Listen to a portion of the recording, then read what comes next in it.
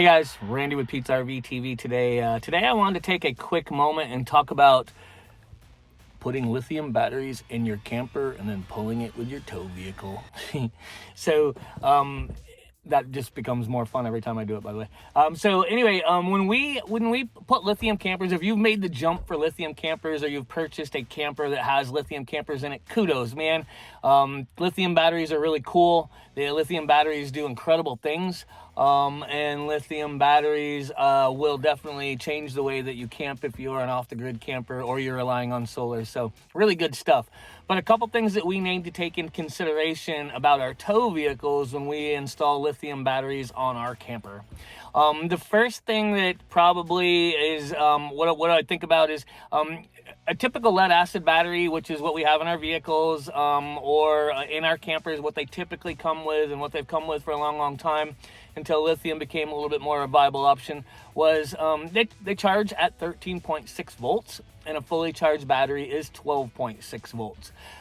So the car industry and the RV industry were aligned on that. Everything was about the same and everything worked the same. So even if we had like solar panels charging our batteries on our camper, when that voltage was cooked together to the car through the umbilical cord, it wasn't really interrupting or disrupting anything because the voltages were the same. Now with lithium, we charge lithium at 14.4 volts. So we're bumping up the charge rate. We're changing the charging voltage. And when our tow vehicle is hooked to our camper, and our camper is charging batteries at a higher voltage than what our tow vehicle is accustomed to charging at, we may have some complications. So we've got the camper now supplying battery to the tow vehicle rather than vice versa. So there's some complications that can come from that. So a couple things can be done. The easy thing to do is if you've got solar panels on the roof of your camper and your lithium batteries are charging very quickly as they are designed to, pull a charge line in your truck or your tow vehicle, and that way even though you're connected and all your lights and your brakes and everything are working, that won't, the umbilical cord to charge the trailer while you're driving down the road from the tow vehicle, we've taken that fuse out. Now we don't have that connection. So now the trailer power is not hooked to the tow vehicle power, and so if there's a higher charge rate on the trailer, no big deal. So that's the easy way out. Now, if you are wanting to use your tow vehicle for some charging characteristics, while we are going down the road to help with the lithium, say Mother Nature wasn't helping us, so we were just using more power than we're producing, having your tow vehicle be able to produce that power for us while it's running with the alternator going is kind of important and makes a heck of a lot of sense for me. So the way that can be done is you can do like a DCCDC converter or DCCDC charger. And so what that will do for us is it's kind of like a little transformer per se, an isolator, I guess. There's many different brands on the market. A lot of the big solar companies are making them, and some other guys out there as well. So what that is something that we would hook up either in the camper or the tow vehicle. Probably the camper makes a lot more sense. And we would actually change the voltages. We would set the voltage for the camper, anything coming out of the camper to the 13.6 for the car. That way we're not overcharging the car. One of the other things that can happen to our tow vehicles when we're using lithium is the charging characteristics of lithium are much different than the characteristics of a lead acid battery and the way our systems are designed.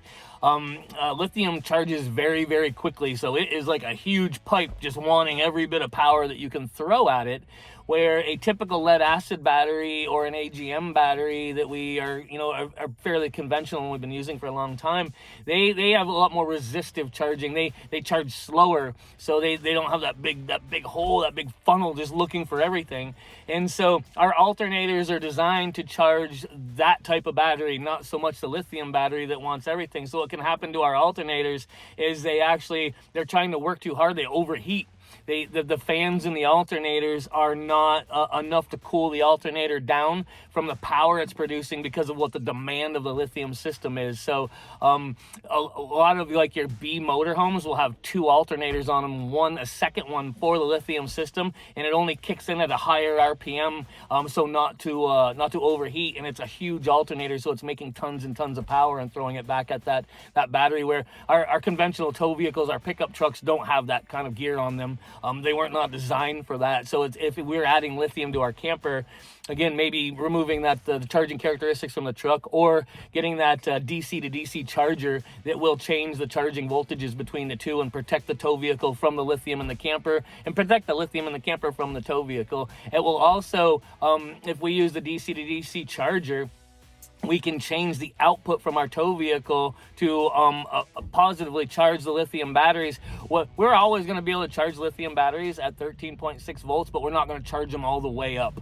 So with the DC to DC charger, we could actually change the characteristics on that, and we could give the higher voltage that the lithium is looking for to fully charge it from our tow vehicle. So I just wanted to share this with you guys. So if you're thinking about lithium, or you bought lithium, awesome, great job, I love it. But there may be a couple nuances with our tow vehicle that weren't designed to work at that higher voltages that we want to think about before we just go ahead and start heading down the road and not thinking that anything could happen. So don't be scared, but be knowledgeable. That's how we win, right? So thanks for watching Pete's RV TV with Randy today. I look forward to seeing you on the road. Happy camping.